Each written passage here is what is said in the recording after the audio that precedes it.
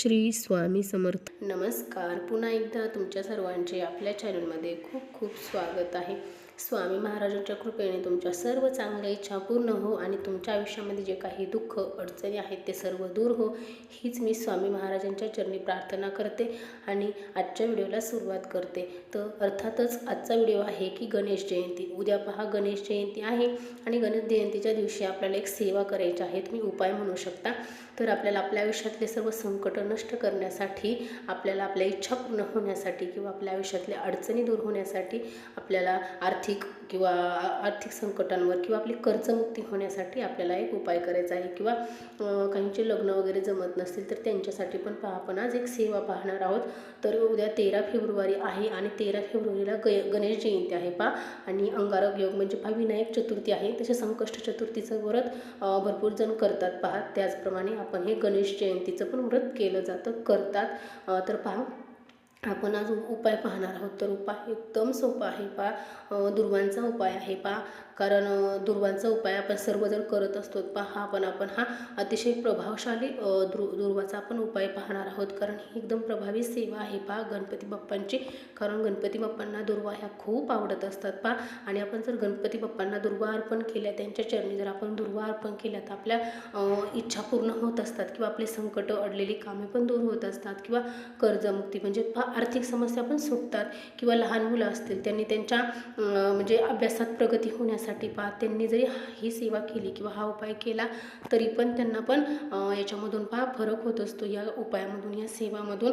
आणि ज्यांचं लग्न जमत नाही त्यांचे पण लग्न जमण्यासाठी खूप मदत होते जर हा उपाय म्हणजे ही जर सेवा आपण केली गणपती बाप्पांची. तर अर्थातच उद्या गणेश जयंती आहे तर आपण उद्या सकाळी लवकर उठायचं आहे, आपलं घर वगैरे स्वच्छ करायचं आहे, आपलं अंगण झाडून घ्यायचं आहे, सडा टाकायचा आहे, रांगोळी काढायची आहे आपल्या अंगणामध्ये.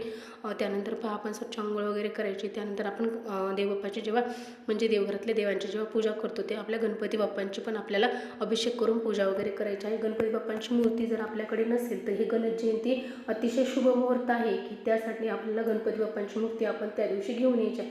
आपण कसं म्हणतो आमच्या घरी फोटो आहे, मूर्ती नाही आहे, तर आपण मूर्ती नक्की गणपती बाप्पांची उद्याच्या दिवशी घेऊन यायची आहे.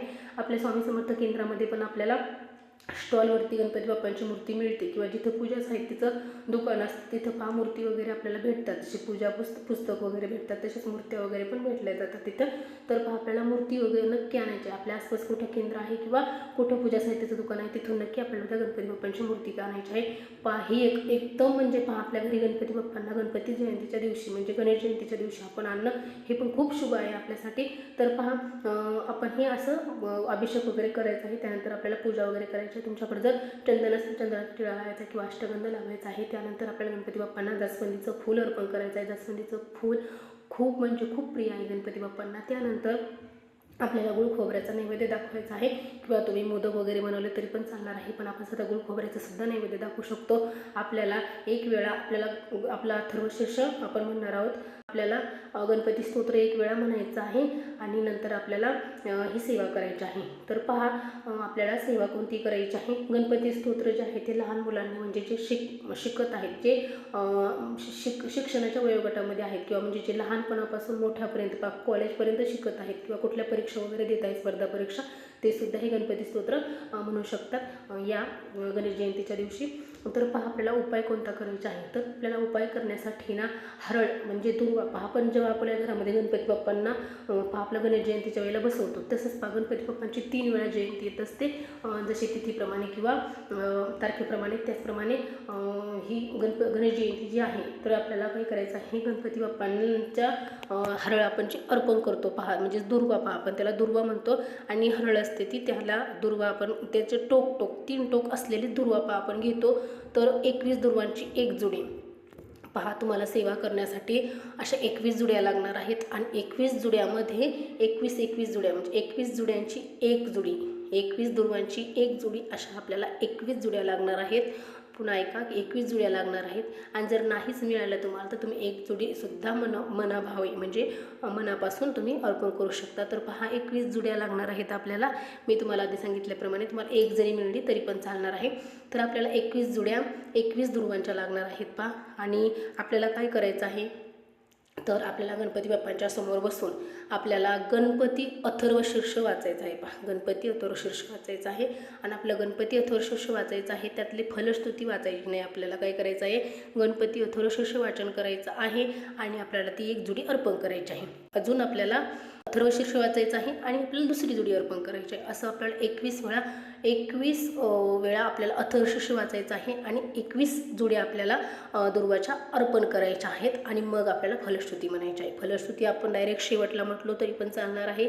जरी तुम्हाला 21 वेळा नाही जमलं तर तुम्ही फक्त 1 वेळा, 3 वेळा, 5 वेळा, 7 वेळा, 9 वेळा किंवा 11 वेळा तुम्हाला जेवढ्या वेळा शक्य होईल तेवढ्या वेळा तुम्ही करू शकता. जेवढं शक्य आहे, कारण बायकांना तर 21 वेळा अथर्वशीर्ष वाचनासाठी वेळ नाही. त्यांनी 11च वेळा वाचलं तरी चालेल किंवा 7च वेळा वाचलं तरी चालेल किंवा 5च वेळा वाचलं तरी पण चालणार आहे. आणि तुम्हाला जोड्या पण जेवढ्या मिळतील, म्हणजे दुर्वांच्या जोड्या तुम्हाला एक जरी जोडी मिळली तरी पण चालणार आहे. 5 मिळल्या, 7 मिळल्या किंवा 9 मिळल्या, 11 मिळल्या, जेवढ्या मिळल्या तेवढ्या तरी पण चालणार आहे. कारण एवढं अवेलेबल होते नाही होत, तर आपल्याला जेवढ्या जोड्या मिळतील तेवढ्या जोड्या आपल्याला चालणार आहेत. आपल्याला शुद्ध गाईच्या तुपाचा दिवा लावायचा आहे, अगरबत्ती धूप वगैरे ओवाळून घ्यायचा आहे. आपल्याला ही सेवा करत असताना अगरबत्ती चालू ठेवायची आहे. नंतर तो आपल्याला रक्षा आपल्या कपाळी वगैरे लावायची आहे किंवा आपण पाण्यातून वगैरे ती रक्षा वगैरे पिऊ शकतो. अशा प्रकारे आपल्याला सेवा झाल्याच्यानंतर आरती करायची आहे.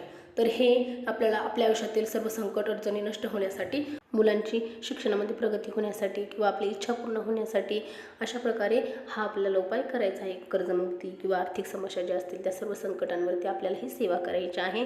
आणि ज्यांचं लग्न जमत नाही त्यांच्यासाठी मी सांगते की जे आपण 21 दुर्वा घेणार आहोत, म्हणजे 21 दुर्वांची 21 आपल्याला जुड्या घ्यायच्या आहेत. प्रत्येक दुर्वामध्ये म्हणजे प्रत्येक जुडीमध्ये 21 दुर्वा, अशा आपल्याला 21 दुर्वांच्या जुड्या घ्यायच्या आहेत. तर ज्यांचं लग्न जमत नाही त्यांनी पहा 21 गणपतींवरती आपल्याला 21 दुर्वा आपल्याला, म्हणजे त्या जुड्या ज्या आहेत दुर्वाच्या त्या प्रत्येक, म्हणजे एक जुडी आपल्या घरातील गणपतीवर, एक आपल्या मंदिरामध्ये आपल्या आसपास जिथं मंदिर असेल तिथं एक, किंवा प्रत्येकांच्या दुसऱ्यांच्या आपल्या शेजाऱ्यांच्या वगैरे ज्यांच्या घरामध्ये गणपतीची मूर्ती आहे त्यांच्या गणपतींवरती, म्हणजे अशा 21 गणपतींवरती आपल्याला 21 जुड्या अर्पण करायच्या आहेत. त्यांचं नक्की म्हणजे नक्की त्यांना चांगली बातमी मिळणार लग्नाच्या बाबतीत. पहा, अशा आपल्याला 21 गणपतींवरती 21 दुर्वा आपल्याला अर्पण करायचे आहेत. हे फक्त लग्न जमण्यासाठी आहे सेवा, आणि बाकीची आपली सेवा जी घरामध्ये आहे ती आपल्याला आपल्या घरामध्ये करायची आहे. ती आपल्या सर्व इच्छा पूर्ण होण्यासाठी, अडचणी संकट नष्ट दूर करण्यासाठी आपल्याला ते उपाय करायचा आहे.